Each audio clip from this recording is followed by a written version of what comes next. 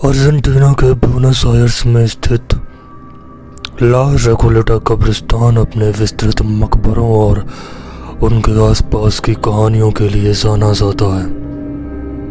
Urban legend और भूत प्रेत की कहानियों की वजह से ये कब्रिस्तान काफ़ी भयानक और रहस्यमय बन जाता है। तो नमस्कार, सभी का स्वागत है। आज मैं इसी कब्रिस्तान की आपको कहानी सुनाने वाला हूँ। कहानी सुनने के बाद तुम्हारे रोंगटे ज़रूर खड़े हो जाएंगे। अंतिम तक बने रहना। इस कब्रिस्तान को इस तरह बनाया गया है जैसे यह अपने आप में एक शहर है, जिसमें मुख्य पैदल मार्ग छोटे छोटे पथों में विभाजित हो जाते हैं, जो टूरिस्ट को शहर के ब्लॉक के चारों ओर ले जाते हैं। भाई जो मकबरों से सजे हुए हैं। इसे 1822 में ब्यूनस आयर्स के भीतर पहले आधिकारिक कब्रिस्तान के रूप में बनाया गया था। वर्षों से रेकोलेटा कब्रिस्तान विशाल अनुपात में विकसित हो गया है, जिसमें 6000 से अधिक कब्रें हैं, जिन्हें खूबसूरती से अलंकृत कब्रों में प्रदर्शित किया गया है। लेकिन रेकोलेटा कब्रिस्तान पर्यटकों के लिए एक खूबसूरत जगह तो है, पर यहाँ कुछ ऐसी डरावनी भूत प्रेत की कहानियाँ भी प्रचलित हैं जो रोंगटे खड़े करने वाली हैं।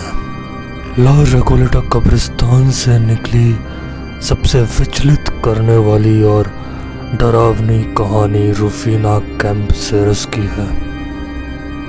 भाई सन 1902 में रूफीना, जो अभी तक सिर्फ 19 साल की थी, एक रात उसकी अचानक ही मौत हो जाती है, या फिर क्या हो जाता है। जब उसके माता पिता ने उसे देखा तो वो बेजान अवस्था में थी। उसकी कम उम्र को देखते हुए उसकी मृत्यु चौंकाने वाली थी। डॉक्टरों के पास ले जाया गया, जहाँ पे डॉक्टर ने उसे देखते ही मृत घोषित कर दिया। उसके माता पिता ने उसके शव को ला रेकोलेटा कब्रिस्तान ले जाने की व्यवस्था की, जहाँ उसे दफनाया जाना था। जिस रात रूफीना का शव भाई कब्रिस्तान पहुंचा, उस रात भयंकर तूफान आया और भारी बारिश के कारण उसका दफनाया जाना स्थगित करना पड़ा। रूफीना को एक ताबूत में रखा गया और कब्रिस्तान के चैपल में रात को रख दिया गया। अगली सुबह चैपल के अधिकारियों ने देखा कि उसका ताबूत थोड़ा हिल चुका था और उसका ढक्कन थोड़ा सा खुला हुआ था। ये चौंकाने वाली खबर थी। कर्मचारियों ने रूफीना के माता पिता को इसकी सूचना दी। 1902 की बात है ये। जब ताबूत खोला गया तो रूफीना का शरीर चोटिल और खून से लथपथ पाया गया। उसे जिस ताबूत में रखा गया था, उसकी लकड़ी को भी बुरी तरह से खरोंचा गया था। उस पर पंजे मारे गए थे। ये एक ही तरफ इशारा कर रही थी कि रूफीना जिंदा थी और बीती रात वो कब्र से बाहर निकलने की कोशिश करती रही, और इस कोशिश के दौरान ही उसे चोटें आई और वो ताबूत के अंदर तड़प तड़प कर जिंदा ही मर गई। लेकिन ये काफ़ी स्ट्रेंज चीज़ थी, क्योंकि डॉक्टरों ने देखा था उसे और वो मर चुकी थी। फिर वो आखिर जिंदा कैसे हो गई, ये अपने आप में आज भी एक रहस्य है। रूफीना को एक मकबरे में दफनाया गया और आसपास के लोगों का मानना है कि रूफीना आज भी कब्रिस्तान में भटकती है। उसकी कब्र के आसपास से डरावनी आवाज़ें आती हैं। कई बार ऐसा लगता है जैसे कोई दर्द से रो रहा है। और तो और रूफीना के कब्र के आसपास सफ़ेद कपड़े में खून से सनी हुई एक बेहद डरावनी लड़की भी दिखाई देती रही है।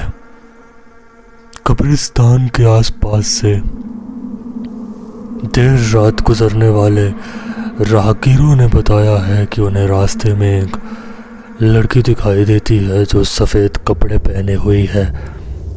वो गाड़ी रुकवा करके लिफ्ट मांगती है, और जब गाड़ी वाला उसके बताए गए एड्रेस पर उसे ले जाता है तो वो लड़की अचानक ही कहीं गायब हो जाती है और उस लड़की का कोई वजूद ही नहीं दिखाई देता। ऐसी बहुत सारी चीज़ें होती आई हैं। ला रेकोलेटा में एक और कहानी काफ़ी प्रचलित है।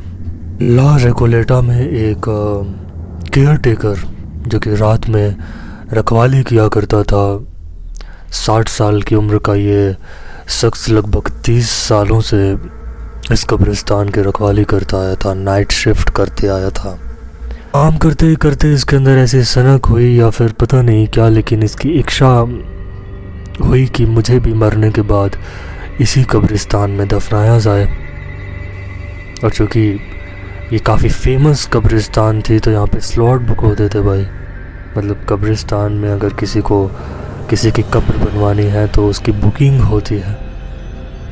ऑब्वियसली तुम्हें बुक करना होगा, पैसे देने होंगे। तो ये जो कर्मचारी था ये पूरे जीवन की कमाई से अपने कब्र की जगह खरीदता है और जैसे ही वो जगह इसको अलॉट हो जाती है ये आत्महत्या कर लेता है और इसकी इच्छा के अनुसार इसे भी ला रेकोलेटा कब्रिस्तान में दफनाया जाता है।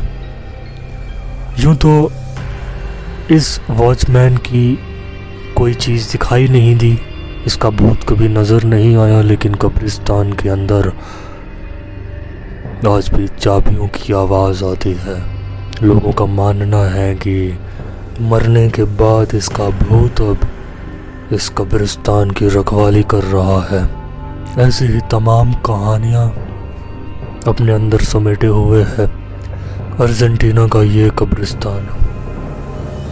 वैसे भी कब्रिस्तान जो जगह है, अगर आप कभी लाइफ में गए हो तो आप ये नोटिस करना कि वहाँ की एनर्जी काफ़ी नेगेटिव होती है, क्योंकि हज़ारों लोग जो कभी ज़िंदा थे वो मरने के बाद वहाँ दफन होते हैं, और जो जिंदा था मरने के बाद भी जीने की उसकी तमन्ना ख़त्म नहीं होती।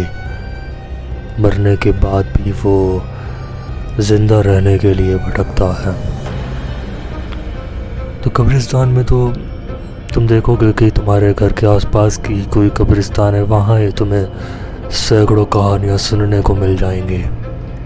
ये थी वो कहानी। और ये जो ला रेकोलेटा का कब्रिस्तान है भाई, एक टूरिस्ट प्लेस है। यहाँ पे आज भी पर्यटक आते हैं और हफ्ते के 7 दिन ये खुला रहता है 11 से 5। अंदर जाने की कोई फ़ीस नहीं है।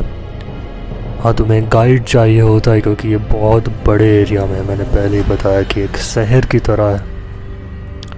और इमेजेस तुमने देखी ही होंगी कि इस तरह से ये बना हुआ है, और मैप वगैरह लेकर के तुम घूमने जा सकते हो। तो that's it for today. Thank you for watching this video. मिलते हैं अगली वीडियो में, तब तक ख्याल रखिए।